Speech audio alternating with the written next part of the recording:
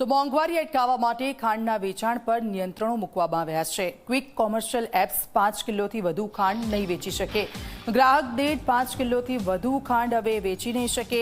Online અને offline માર્કેટમાં ખાંડના ભાવમાં વધારો થયો છે। ખાંડનું વાર્ષિક ઉત્પાદન 279 લાખ ટન રહેવાનો અંદાજ છે।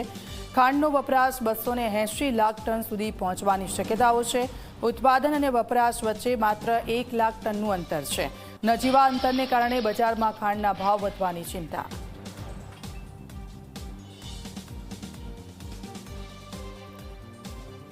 તો આપ જુઓ, બજારમાં ખાંડના ભાવ વધવાની ચિંતા છે અને આ ખાંડ જે રીતે વધી રહ્યા છે, મોંઘવારી અટકાવવા ખાંડના વેચાણ પર નિયંત્રણો પણ લાવી રહ્યા છે। ક્વિક કોમર્શિયલ એપ્સ પર નિયંત્રણો લાગુ થયા છે। ગ્રાહક દીઠ હવે 5 કિલોથી વધુ ખાંડ વેચી નહીં શકાય।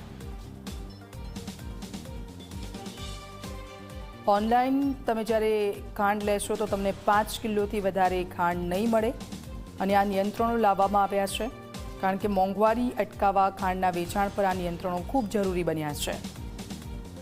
ખાંડનો વપરાશ 280 લાખ ટન છે અને મોંઘવારી અટકાવવા આ હવે પ્રયત્નો થઈ રહ્યા છે।